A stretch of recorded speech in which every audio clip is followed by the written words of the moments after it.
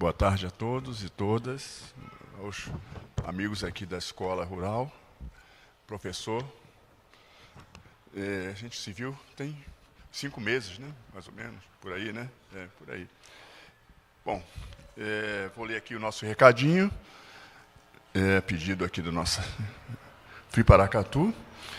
Vamos dar continuidade à programação do primeiro Festival Literário Internacional da cidade de Paracatu, o Free Paracatu, com patrocínio da Kim Ross, via Lei Rouanet, do Ministério da Cultura, com o apoio da Prefeitura Municipal de Paracatu, Paróquia Santo Antônio e Projeto Portinari.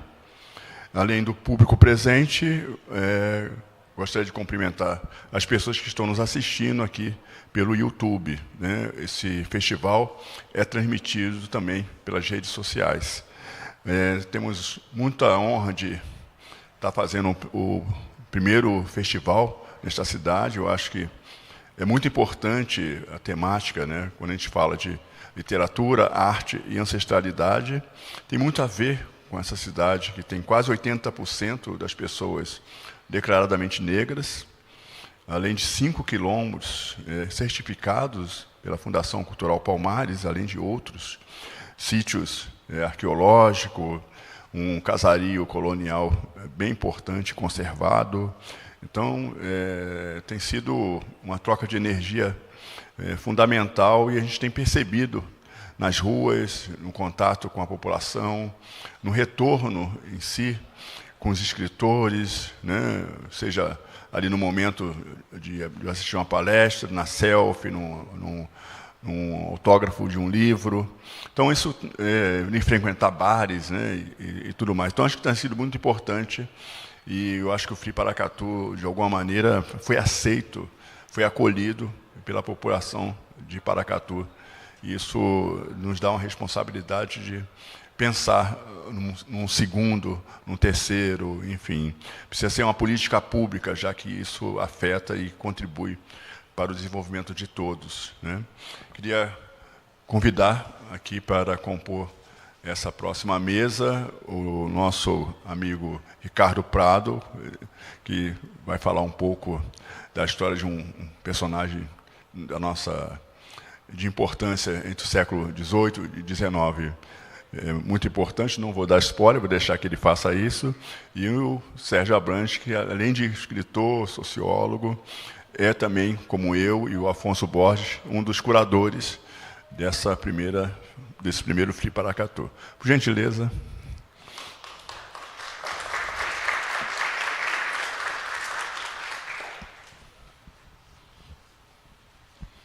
O Free está sendo interpretado pelo intérprete de Libras, que é a Franci L. Martins, e por Daniel Costa. Então, o Daniel já está aqui. Muito obrigado. Obrigado. Você tem microfone aí? Obrigado, Sérgio. Boa tarde. Opa. Som. Boa tarde a todos.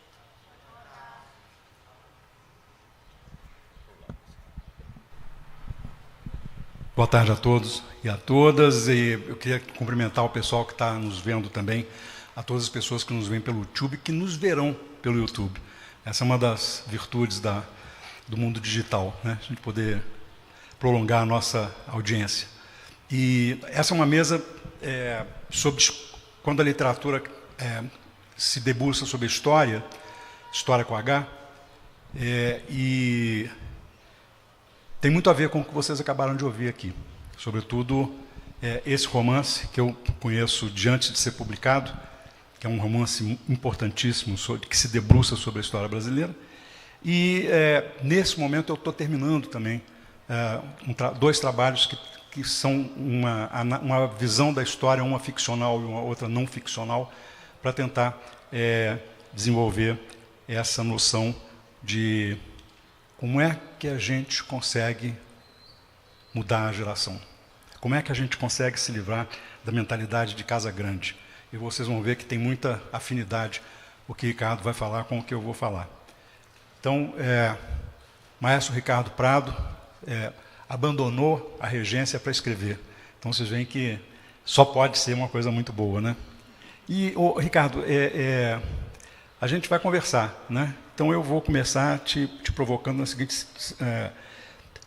quando o seu livro é parte de um projeto, né? Um projeto que tem a ver com a história do Brasil, com os seus problemas e com a música, né? Então, não é também um abandono total da música, né? É uma mudança de chave. E eu queria que você explicasse um pouco esse nascimento da ideia dessa trilogia, cujo primeiro exemplar é esse.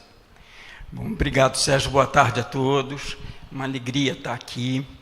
Eu estava um pouco preocupado porque hoje eu ia ter uma espécie de estreia. Eu escrevo já há muitos anos, publico há muitos anos, e meus livros são sempre voltados para a educação, para as escolas. E eu estava preocupado que não viesse nenhuma escola, e eu estava preocupado em falar pela primeira vez exclusivamente como autor, como romancista, porque eu sempre falo como autor, mais conversando sobre música, turmas que estão fazendo educação musical, ou professores que estão trabalhando educação musical com seus alunos, e hoje para mim é uma estreia, então eu fiquei muito confortável quando eu entrei, o professor Hamilton me recebeu, eu digo, estou salvo porque eu estou com a minha turma, quer dizer, eu estou com educadores e com estudantes e protegido pelo Sérgio, que é meu irmão. O Sérgio é padrinho desse livro, ele não é culpado pelo livro, todos os defeitos que o livro tem são responsabilidade minha, não estou transferindo para ele, mas aquilo que tiver de bom é apadrinhado por ele. Sérgio começou a ler o livro, está lá nos agradecimentos, essa história, quando o livro tinha algumas poucas páginas, né? Devia ter umas 100 páginas. E o pessoal colocou o livro assim de frente para vocês para disfarçar, porque o livro tem esse tamanho.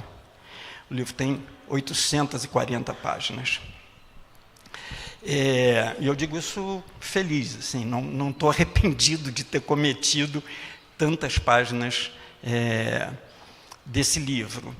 Ele nasceu desse tamanho, ele não podia ter sido menor, eu não consegui cortar. E as pessoas que me ajudaram no processo de desenvolvimento desse livro, de publicação desse livro, também não conseguiam cortar. A gente pensou em dividir o livro em duas partes, que são quase matematicamente iguais, cada uma teria 400 páginas. Desistimos, tinha muita gente contra. Eu cheguei a pensar em dividir em 8 partes, tinha uma lógica matemática, editorial, literária ali, desisti também. Esse aqui, que acabou de sair do forno, é do Sérgio, que ele é padrinho dessa criança grande. Pessoal, esse livro, ele começa a nascer muitos anos atrás. Eu tinha lido um livro que me marcou profundamente, chamado Viva o Povo Brasileiro, de João Ubaldo Ribeiro. Uma obra monumental que hoje eu vi nos jornais, que parece que vai ser transformada em musical, vai ter uma coisa com música do Chico Buarque de Holanda, coisas assim. E eu fiquei muito impressionado, assim, como é que o homem se dá a tarefa de falar sobre nós, daquela maneira, com aquela poesia, com aquela veracidade, com aquela coragem narrativa. E eu vi entrevistas dele em que ele dizia, esse livro eu escrevi pensando no meu pai, porque meu pai dizia que eu só escrevi, que eu dizia, agora eu fiz um livro que para em pé sozinho. Eu também fiz um livro que a única comparação possível com o Viva o Povo Brasileiro é que ele também fica em pé sozinho. Depois eu li um outro livro de uma pessoa de quem eu gostava muito, que de novo falava sobre o mesmo tema, só que agora sem aquela exclamação comemorativa do João Ubaldo, um livro chamado O Povo Brasileiro, de Darcy Ribeiro. E eu tinha muita admiração pelo Darcy, eu tinha conhecido o Darcy, tinha participado de uma mesa de discussão com o Darcy sobre o projeto do Sambódromo no Rio. Eu era um jovem músico e tal, já tinha conhecido, ele me convidou para isso, e enfim.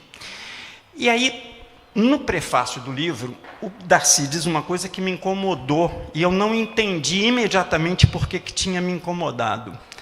Ele contava o longo percurso daquele livro, a vida inteira ele quis escrever aquele livro, e ele se colocava uma pergunta que era: por que o Brasil ainda não deu certo? Aquilo me revoltou, e eu não entendi imediatamente por que aquilo me revoltou. Acabei brigando com um amigo por causa dessa revolta incompreendida, que era o cineasta Paulo Thiago. E eu estava na casa do Paulo, e eu estava chateado, e o Paulo dizia: porra, você hoje está chato, o que está havendo? E aí eu comecei a conversar, eu acabei dizendo para ele desse negócio, desse incômodo. Ele disse assim: na minha casa você não vai falar mal do Darcy Ribeiro. Eu disse: então vamos descer para o botequim, porque eu preciso falar mal do Darcy. E ele disse: não, também não é assim, vamos ficar aqui mesmo, fala à vontade. E tempos depois eu entendi por que aquela afirmação do Darcy me incomodava. Ela me incomodava porque certamente há muito no Brasil que não deu certo. A gente tem um padrão de violência, de desigualdade, de falta de oportunidade, um montão de problemas. A gente pode passar 4 anos aqui dentro listando os problemas brasileiros, né? Então, eu não quero de maneira nenhuma dizer que o Brasil não tenha problemas, mas o que me revoltou é que eu sentia que havia e que há um Brasil que deu certo, um Brasil glorioso, triunfante, reconhecido, consagrado no mundo inteiro ao longo de toda a sua história. E é um Brasil pouco conhecido, que é o Brasil das suas artes e dos seus artistas. Esse Brasil deu certo. Esse Brasil deu certo. Por onde o Brasil andou e mostrou suas artes e seus artistas, o Brasil foi consagrado. E eu sentia falta que alguém falasse desse Brasil, que alguém contasse essa história, especialmente para vocês jovens, tá certo? Assim, há um Brasil dando certo. Há um Brasil que deu certo, continua a dar certo, e tem tudo para continuar a dar certo, que é o Brasil dos seus artistas. Eu estou me estendendo muito, interrompo você. Bom, então um dia estava em casa, isso tem alguns anos, isso foi em 2016, tem 7 anos, um pouquinho. E eu estava em casa, meu filho, que já morava em São Paulo, agora eu também moro em São Paulo, eu sou do Rio de Janeiro, estava no Rio nessa ocasião, e meu filho me mandou uma mensagem dizendo assim: pai, você viu o edital, era um banco, daquele projeto de financiamento, não sei o quê, eles dão uma liberdade absoluta, financiam um projeto, você não tem um projeto para mandar? E eu não tinha uma coisa na cabeça, estava ocupado com vários projetos, e fui ao supermercado, saí caminhando pelo bairro, e aí no meio do caminho, atravessando um sinal, eu tive que me policiar, porque eu quase congelei no meio da rua. Assim. Eu disse assim: eu preciso contar a história do José Maurício Nunes Garcia. É isso que eu quero fazer, é isso que eu quero contar. Se o banco patrocinar, vai ser uma alegria, porque essa história é importante e tem muito para dizer. Voltei para casa. No dia seguinte, de manhã, tomei o café com a minha esposa e minha filha, falei isso para elas são uma espécie de conselho editorial doméstico, assim, se elas reagem dizendo: pô, que legal, que bacana, eu vou em frente. Se elas dizem: ah, sei, eu abandono. Isso já aconteceu uma dúzia de vezes. Eu falei sobre o projeto para elas e elas reagiram, assim, animadas. Eu digo: opa. Sentei e comecei a alinhavar lá o projeto, e eu, no dia seguinte, voltei para o café da manhã dizendo assim: não é bem isso que eu quero, não. Eu tenho um sujeito oculto nessa história, um sujeito por trás do Zé Maurício. Ele é o protagonista, não há dúvida, mas o sujeito é outro. Quem é? Eu disse assim: eu quero escrever uma outra história do Brasil. A minha mulher, ela baixou um pouco a cabeça, se serviu de café, e eu olhei e disse assim: caramba, isso parece que não vai dar certo, não é esse o projeto. Mas para mim foi ficando cada vez mais claro que o que eu queria mesmo escrever era a história daquele Brasil triunfante, aquele Brasil que deu certo, tendo como protagonista José Maurício Nunes Garcia. Que eu preciso dizer quem é, né? Eu só falei o nome dele e não disse quem ele é. Vocês sabem quem é José Maurício Nunes Garcia? Alguém sabe? Não tem obrigação nenhuma de saber. Não tem obrigação, sabe. Só para a gente saber se alguém sabe de quem é que a gente está falando. Vocês veem como isso me anima, quer dizer, é uma história que ninguém conhece e que eu acho que precisa ser conhecida. O Sérgio me disse isso, João Guilherme Ripper, o compositor, maestro, meu amigo da vida inteira, leu também as 100 páginas que o Sérgio leu, disse assim, isso precisa ser contado. Zé Maurício nasceu em 1767. Ele era neto de 2 mulheres escravizadas com seus 2 senhores. Isso indica, num dos casos, certamente um estupro. A mãe de Vitória, sua mãe, certamente foi estuprada pelo seu senhor, aqui perto em Mariana, quer dizer, aqui em Minas, em Mariana. E seu pai tem uma história mais complexa, porque sua mãe, que era do que hoje é um subúrbio, quer dizer, que era escravizada numa fazenda, no que hoje é um subúrbio do Rio de Janeiro, sai dessa fazenda com o filho do seu senhor, que é deserdado, e vai morar com ele na Ilha do Governador. Ou seja, o que aconteceu aí é quase com certeza um caso de amor proibido entre o filho do senhor e uma escravizada. E eles dão no pé, vão se esconder na Ilha do Governador. O pai dá a ele lá uma meia dúzia de coisas e põe para correr e diz, vai embora daqui. Ele, desde muito menino, tinha apresentado um talento musical, uma inteligência completamente extravagante. E o pai e a mãe incentivam esse talento. O pai dele morre quando ele tem 9 anos, e ele, junto com a mãe, que era lavadeira, e uma tia que morava com eles, solteira, que morava com eles, ele assume as despesas da casa. Aos 9 anos de idade, Zé Maurício é professor de música oficial, né?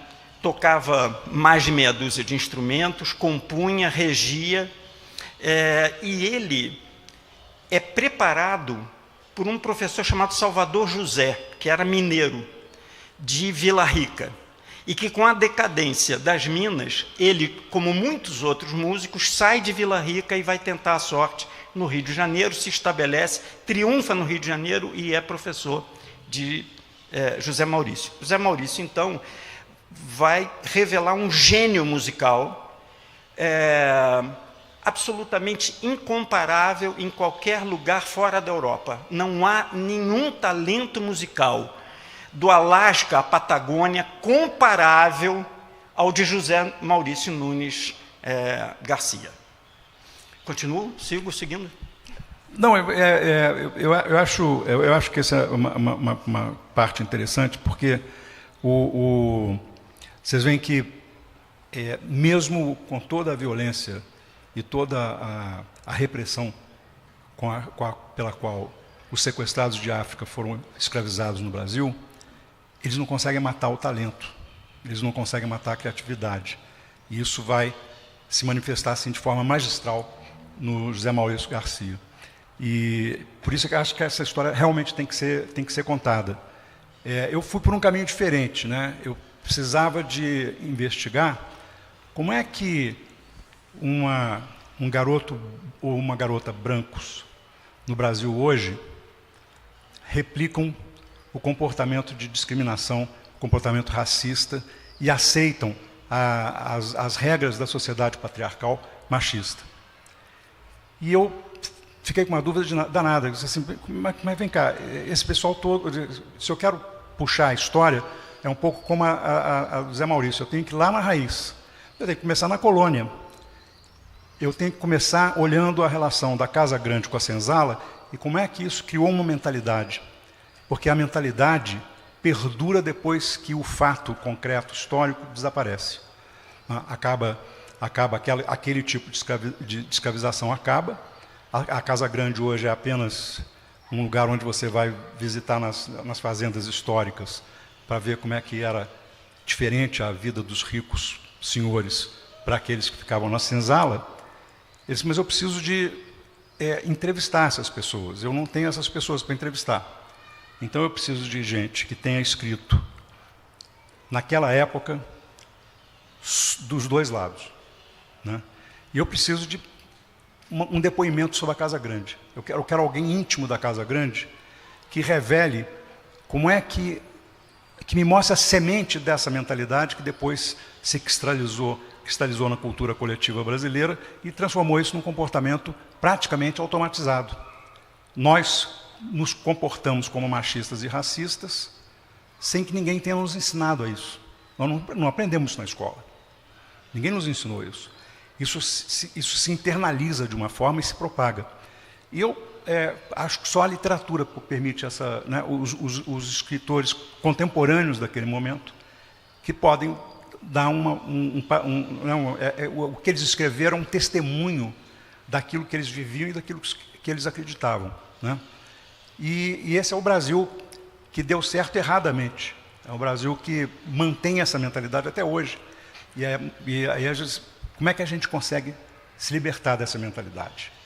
Uma das formas muito importantes é ter a imagem que o Portinari coloca ali em confronto com a matriz. E por que eu falo isso? Porque se a gente olhar a estrutura da Casa Grande, a verdadeira Casa Grande, ela tinha os senhores, as mulheres que obedeciam aos senhores escravos, os escravizados, o delegado de polícia, o padre,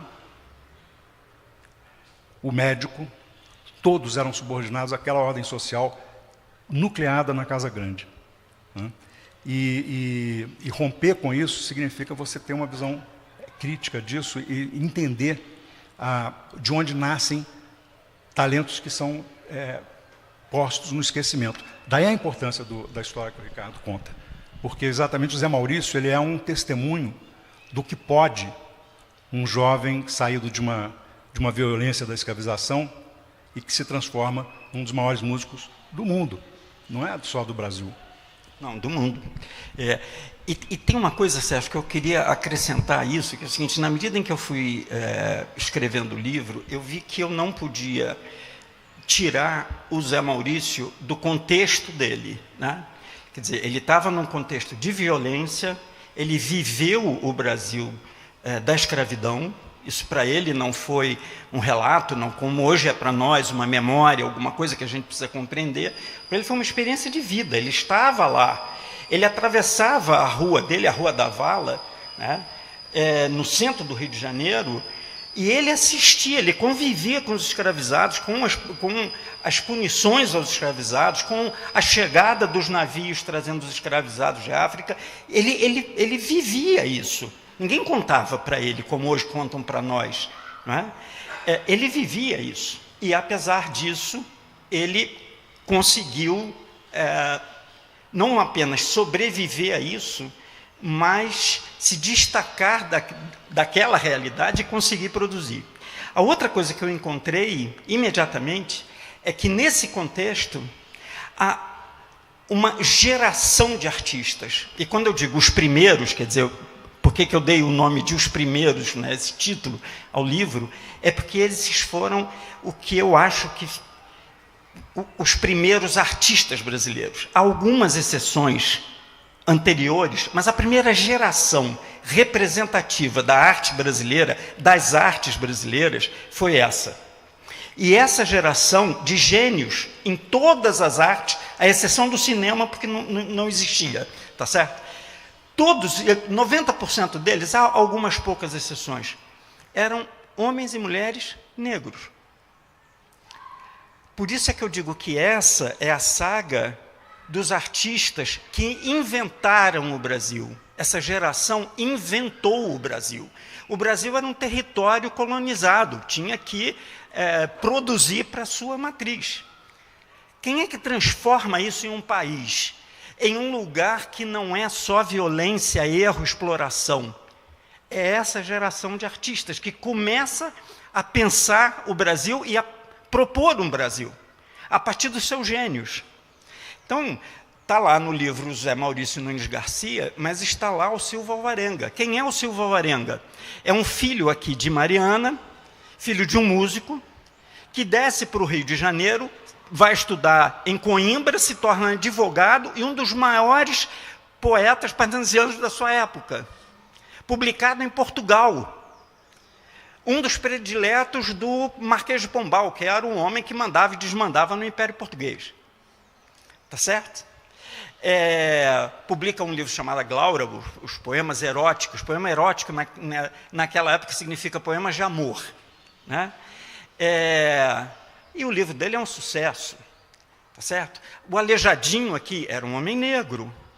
É um gênio que não deve nada a ninguém no mundo em sua geração. É uma geração inteira. Lapinha, vocês já ouviram falar de uma mulher chamada Lapinha, Maria Joaquina a Silva Lapa? Não? Vou contar um pouquinho dela. Aliás, essas coisas me arrepiam um pouco. Eu, outro dia, estava vendo um programa de televisão, um documentário muito interessante sobre a história das companhias de teatro no Brasil. Entrou lá um professor de teatro, pesquisador, e disse o seguinte: o teatro no Brasil nasce com a chegada da família real, porque Dom João trouxe ao Brasil vários atores e atrizes portugueses, alguns... Sim, ele está, um professor universitário no Rio de Janeiro, uma universidade pública grande. Ele está 100% errado. Ele está absolutamente errado. Absolutamente errado. E eu olho para ele, fico com pena dele, fico com vontade de chamar o professor para tomar um café e dizer assim: professor, eu queria dar umas coisinhas aqui para o senhor ler, eu queria sugerir ao senhor, que é um pesquisador, algumas coisas que eu encontrei, não por mérito, mas por sorte, por acaso, que eu queria compartilhar com o senhor, porque o senhor está indo para a televisão dizer coisa errada. Por que está errado? Aqui, em Vila Rica, em 1760, é construída a Casa de Ópera. A Casa de Ópera, o teatro mais antigo das Américas. Nova York não tinha teatro. Não tinha teatro, nenhum lugar tinha teatro antes de Vila Rica. Quando é criado esse teatro, o pessoal em São Paulo se morde. Diz assim: não, nós tínhamos um teatro aqui antes, nós temos um teatro aqui antes. Por quê? Porque um sujeito chamado Morgado de Mateus, um aristocrata português, mandado para governar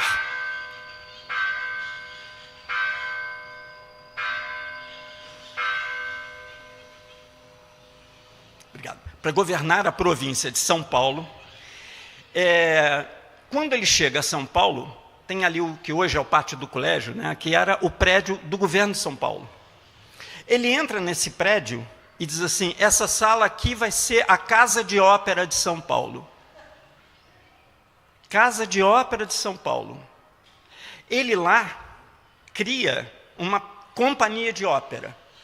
Ópera não é essa ópera que hoje vocês conhecem aí, que tem aquele pessoal que canta, não, era outra coisa. Qualquer forma de teatro era chamado de ópera. O Morgado de Mateus cria esse teatrinho e lá dentro ele cria um coro e uma orquestra. O coro e a orquestra da Casa de Ópera de São Paulo é formada por índios, indígenas, brasileiros, né, e hoje a gente sabe que tem tribos que não eram exclusivamente brasileiras, os guaranis estavam por todo o território ali, né, de Paraguai, Bolívia, aquela região toda do sul do Brasil, mas eram índios, negros, né, a gente negra de São Paulo, e brancos. Eis que chega em São Paulo, como primeiro bispo, mandado pelo Marquês de Pombal e pelo rei, um sujeito chamado Frei Manuel da Ressurreição, para ser o primeiro bispo de São Paulo. Para receber esse bispo, ele faz uma apresentação na Casa de Ópera, inaugura um lustre com centenas de velinhas ali e refletores, que era o maior lustre da América, das Américas todas. tá certo?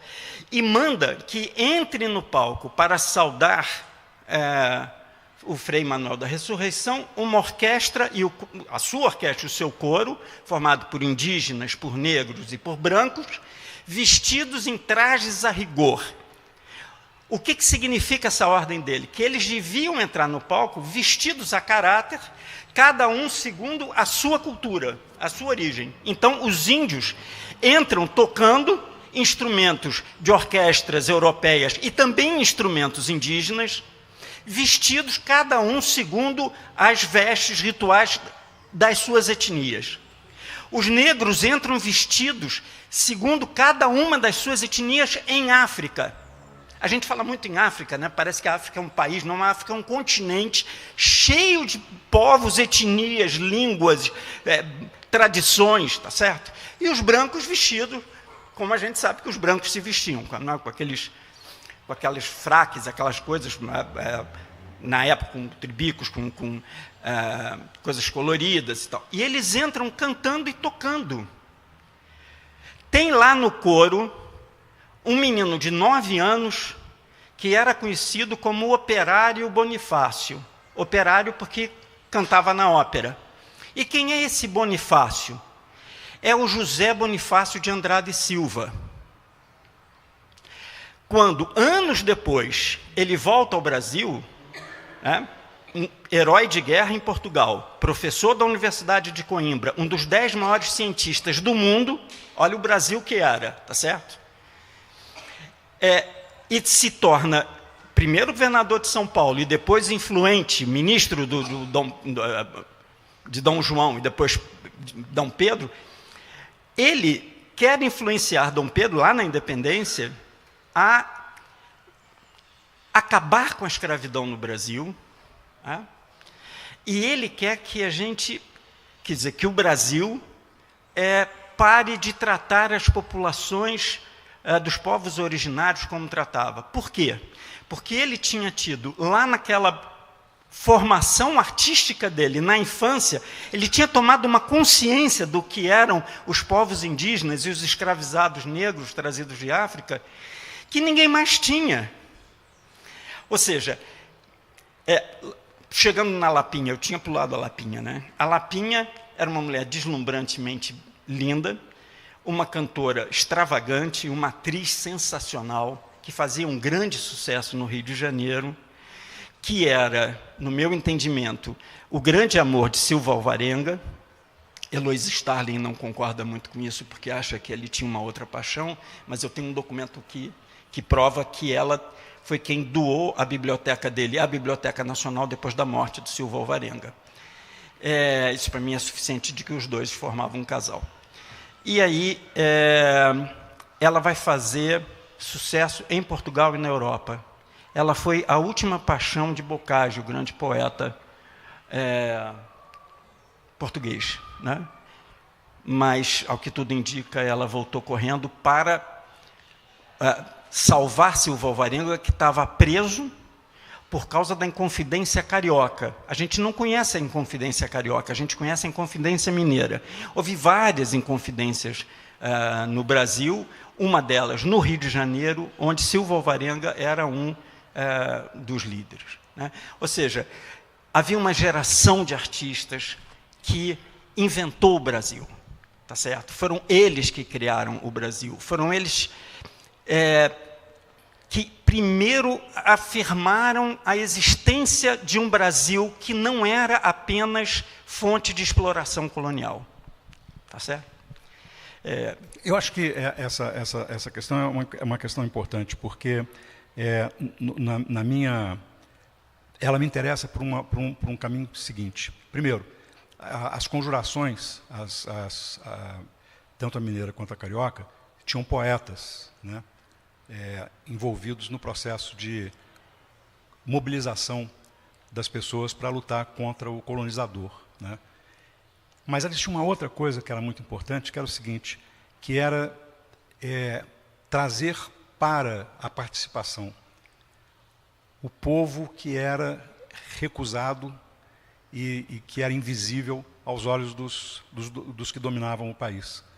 Então, esse é um processo pelo qual as sucessivas tentativas no Brasil de criação de um povo independente da vontade dos senhores, dos colonizadores e depois dos dominantes, dos governantes, que insistiam em definir o povo de uma forma restrita para manter sempre controle sobre a base de apoio na sociedade. E essa eliminação do povo da nossa história, quer dizer, uma história de uma república que se faz sem povo, né? uma democracia que se constrói sem povo, e que quando você diz, não, mas vamos introduzir o povo nessa equação democrática, aí eles, não, tem limite para isso, né? E toda vez que o povo se levanta, ele se subleva, ele se revolta, então ele é passivado, ele é tornado passivo, essa ativação é proibida.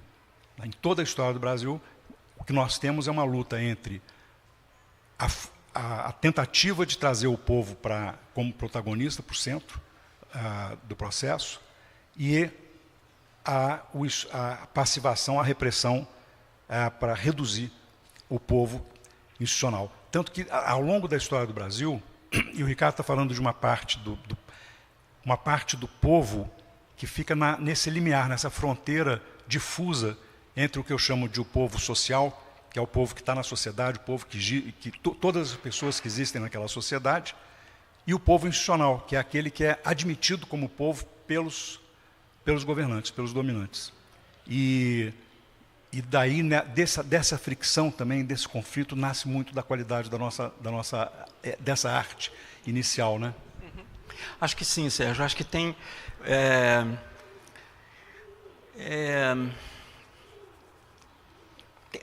uma coisa que tem tomado muito conta de mim, assim, eu tenho sido tomado por um sentimento, por uma ideia, de que há um Brasil que é esse dos artistas, das artes, e que há um Brasil que, e não só o Brasil, né, a América abaixo do México, né, essas Américas aqui, que inclui Caribe, América que a gente chama de Central, América do Sul,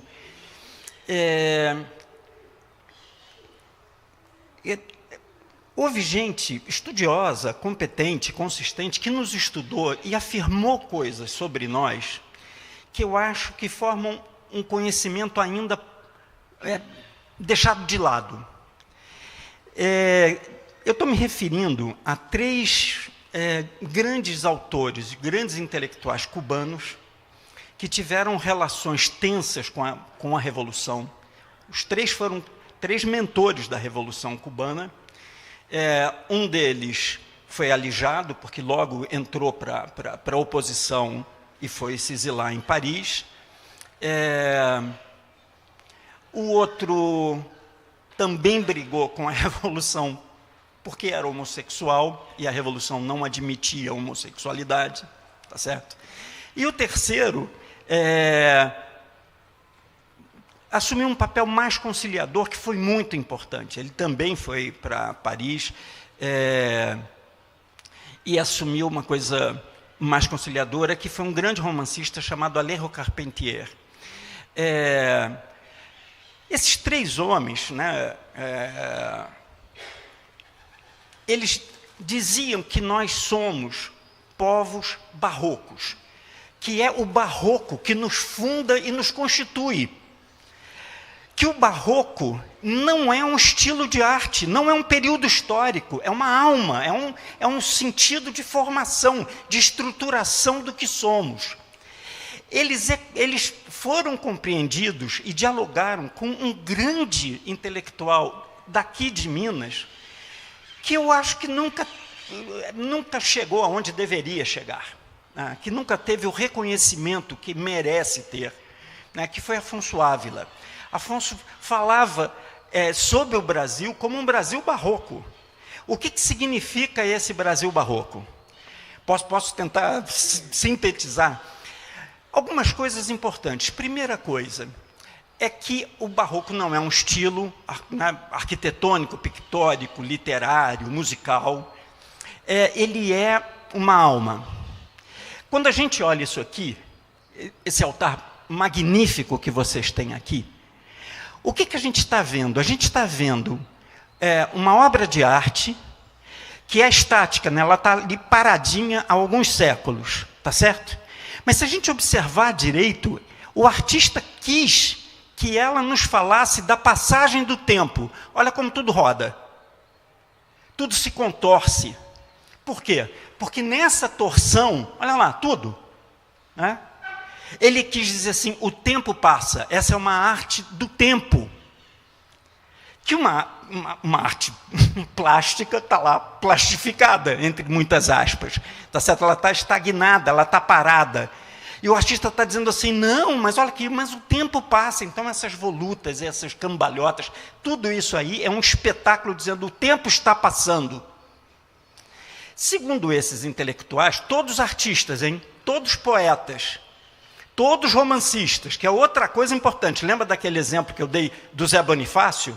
Né? Um pensador, um cientista, um revolucionário, um sujeito de política, tal, mas a fundação dele em si mesmo era de um artista. O Sérgio é doutor por toda a parte do mundo, politólogo, sociólogo, mas é artista, né? Olha lá aquele livro. Aquele livro é uma obra de arte. Não é um tratado.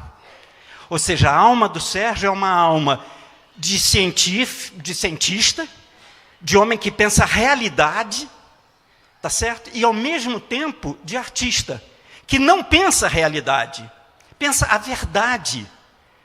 O que o artista elabora é a questão da verdade. Não de uma grande verdade, mas das verdades, das muitas possíveis verdades.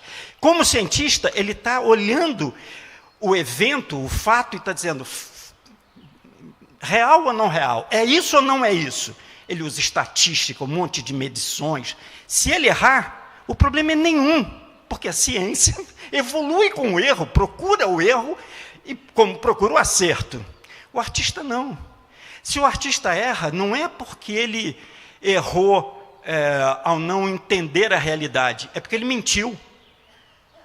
Artista ou diz a verdade ou mente. É isso. Tá certo? Então, aquele sujeito que está fazendo aquilo ali está nos dizendo o seguinte, olha a verdade que eu vejo em torno de Nossa Senhora do Rosário. Que cores são essas? São cores de África?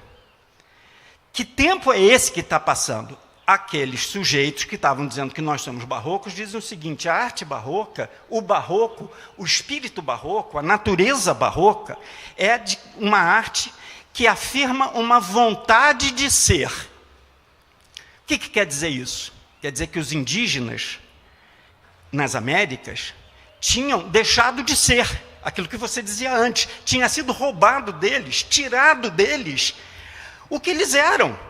Tinha sido tirado deles qualquer possibilidade de ser a mesma coisa com os sequestrados de África. Eles não tinham mais nada a ser, a não ser serem peça de produção econômica na mão do seu senhor. Quem é que fez isso? Um artista negro, ou 2, ou 3, ou 5. Aqui, e na Igreja da Matriz também, como o professor lembrou. Em Ouro Preto também. Em Mariana, em Sabará, tudo isso foi feito por artistas negros, há poucas exceções. Mestre Ataíde era filho de um casal de portugueses, e era um homem branco, só que se apaixonou por uma negra. Apaixonou. Não foi estupro, não, apaixonou, foi a mulher da vida dele. Teve uma penca de filhos. E aquela Nossa Senhora Negra, que está lá no teto, da Igreja de São Francisco, em Ouro Preto, é a mulher amada. Foi ela que ele quis homenagear. É uma história de amor. Então, o que eles dizem é o seguinte, o barroco é essa vontade de ser de povos que foram destituídos da possibilidade de ser. Portanto, o barroco no Brasil pertence primordialmente a esses povos dos quais foi destituído a possibilidade de ser e que expressam na sua arte a vontade de ser alguém. Olha só, o Brasil sempre é acusado de ser um Brasil que, como o Darcy lá estava chateado, né, não chega ao futuro. É sempre o Brasil de futuro e que não dá certo, né? Porque nunca chega lá. Que futuro, meus amigos? Que futuro? Que futuro podia ter um negro escravizado no Brasil? Que futuro podia ter um indígena invadido, escravizado? Que futuro? O futuro deles só era possível aqui, por pior que fosse. E o que houve de bom foi uma construção deles, de nós todos juntos, nessa vontade de ser que o Barroco expressa. Tá certo? Desculpe, é que eu fico entusiasmado. Mas é de entusiasmar mesmo. Olha, nós temos ainda 10 minutos. Alguém quer fazer alguma pergunta? Vai lá. Eu vou deixar meus alunos primeiro, que eu quero provocar. Tá bom.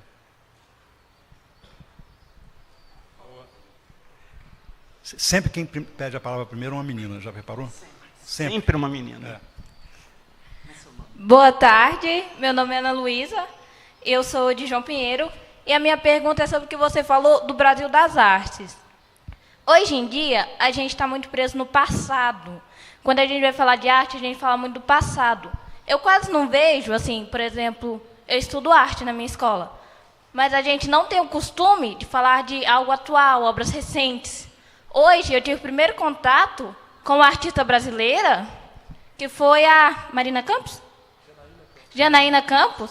Foi o meu primeiro contato com uma artista brasileira, que é recente. Toda vez que eu vejo alguém falar de arte no Brasil, eu vejo falar dos antigos.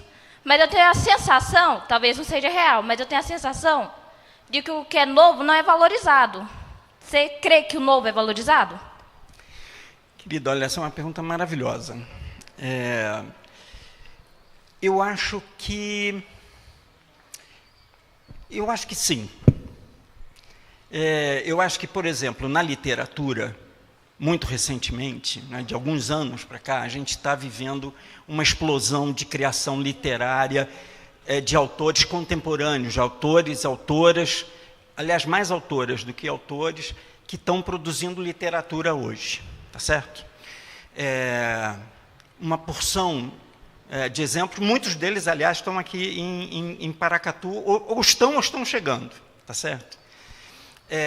Pena a gente não ter, por exemplo, Carla Madeira, que é uma grande autora, produzindo, viva, contemporaníssima, mineira de Belo Horizonte, e que tomara que numa próxima edição ela esteja aqui.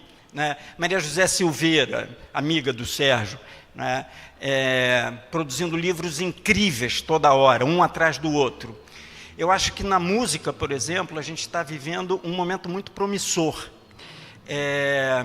Tem muita coisa boa acontecendo em música, né, de todo tipo. Né?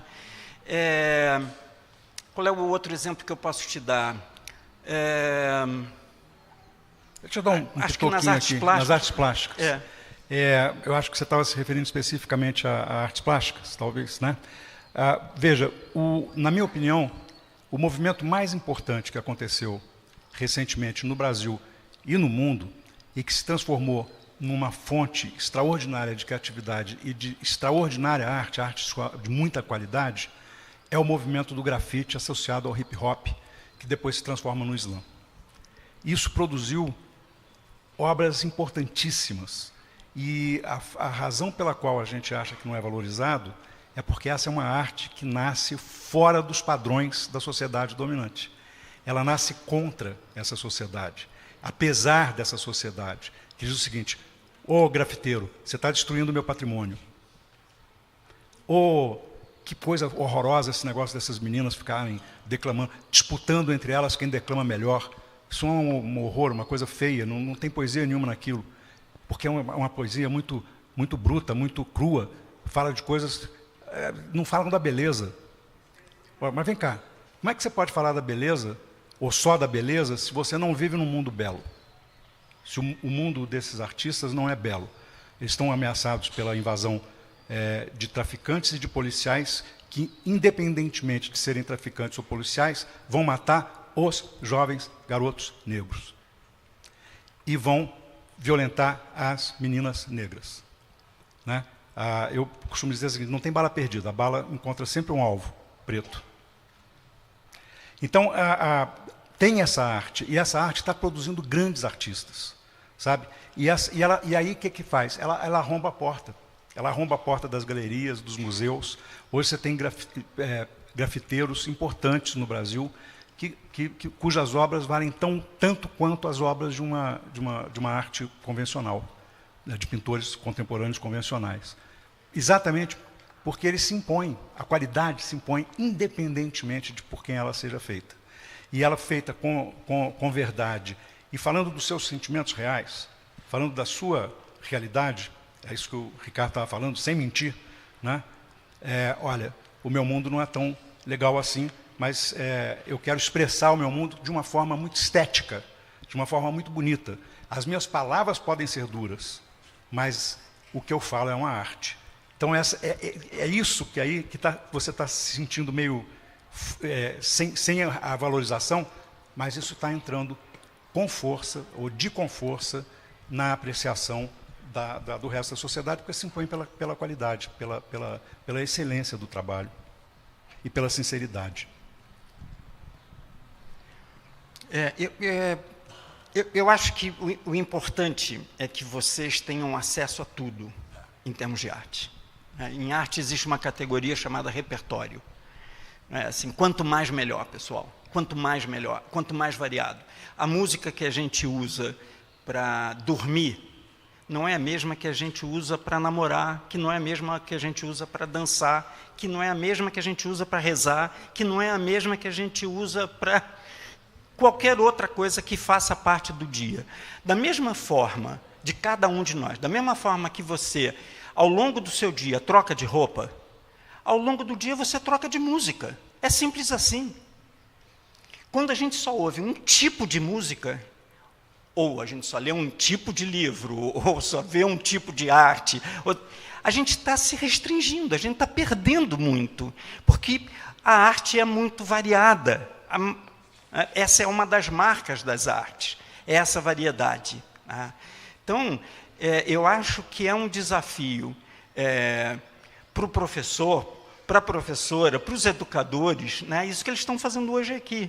Apresentar a vocês variadas formas de arte, de todos os períodos da história, de todas as linguagens, para que vocês façam as suas escolhas. Né? Uma das coisas que eu reputo como das mais importantes em educação é promover, junto a vocês, com vocês, em vocês, uma cultura que não é isso ou aquilo, que é isso e aquilo, uma cultura da escolha. Vocês aprenderem a escolher, vocês fazerem as escolhas de vocês. Isso é a construção da maturidade, da autonomia, das liberdades de vocês. Todas as vezes que a gente perde a capacidade ou a possibilidade de escolher, alguém está travando a gente. Alguém está roubando da gente, está dizendo assim, não, eu escolho por você. Diz assim, deixa comigo, aqui, ouve isso aqui, olha aquilo ali, lê aquilo acolá. Quer dizer, esses passeios que os professores estão promovendo, né? Assim, olha isso, olha o Portinari, olha a igreja, olha a história que realiza isso, olha... Isso é a ampliação do repertório de vocês. Né? E pode ter certeza que os professores ficam felizes da vida quando uma pergunta como a sua aponta o seguinte, eu quero mais. Tá certo? Eu quero mais, eu quero saber mais, conhecer mais, para eu poder ter mais escolhas. Né? Temos tempo para mais uma pergunta, pelo menos. Lá. Eu me chamo Claudino e, pelo contexto ali do livro, igual o senhor aborda ali toda a questão ali da cultura negra, né, que é algo que é muito importante na nossa sociedade, como o meu professor de língua portuguesa, Hamilton, citou, tudo aqui tem trabalho de mãos negras, né, que não são pessoas que são escravos, que são pessoas que foram escravizadas. E eu gostaria que, assim, os senhores, na opinião de vocês, falassem um pouco mais sobre essa cultura, sobre o que essa cultura expressa dentro da arte, porque mesmo tendo pessoas muito talentosas dentro da arte, as pessoas negras, né, tendem a ter uma menor, como eu posso dizer, uma menor, me fugiu a palavra. São pessoas que vão ter uma arte que vai ser mais famosa, que vai ser mais publicada. Eu gostaria de saber sobre o que vocês acham desse outro lado da arte, né, que está ressaltado no livro. Eu, Claudino, te diria o seguinte, é muito parte da gente, no Brasil, nas artes brasileiras, né? O que já foi resultado de um esforço, né? Diz assim, a gente reconhecer que uma palavra, por exemplo, tem origem africana ou tem origem indígena. Hoje, Paloma Jorge Amado lembrava o pai dela, que foi perguntado a ele quais eram as palavras do português que ele mais gostava, e ele disse bunda e abacaxi, né? Uma é de origem africana e outra de origem indígena. Nenhuma das duas é de português. É claro que o Jorge sabia disso, tá certo? Quer dizer, o que ele estava apontando é assim, olha como a nossa língua, na verdade, é um composto de vários idiomas. Essa é a nossa riqueza, essa é uma das muitas riquezas que a gente tem.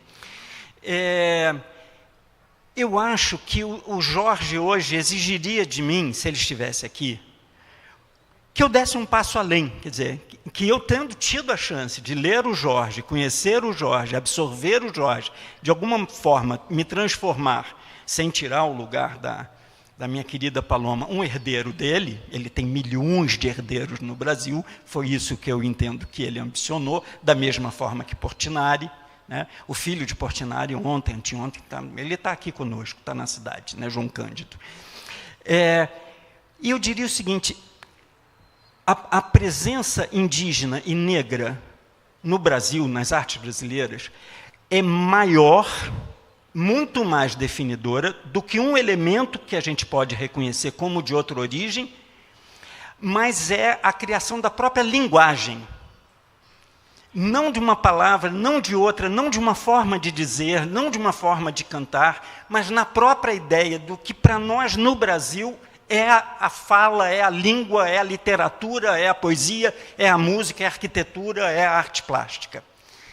Eles estão em nós, por isso eles são os primeiros, porque eles definiram para nós e em nós, para sempre, negros, brancos, indígenas, todos nós, o que é cada uma das linguagens da arte.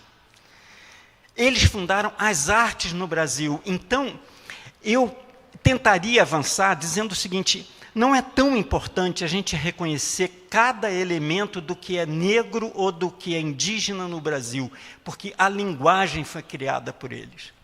Mais do que o uso, mais do que a herança do vocabulário, das práticas, o que eles fizeram foi fundar as artes brasileiras. E você sabe que tem um pessoal um pouco maluco lá na França, que inventou um negócio chamado filosofia da linguagem. Dizer, nós somos o que nós pensamos e exprimimos, né, percebemos e exprimimos pela linguagem. Portanto, nós somos linguagem.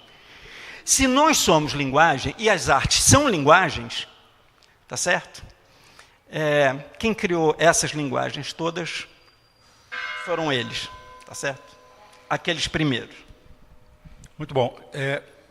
Bueno.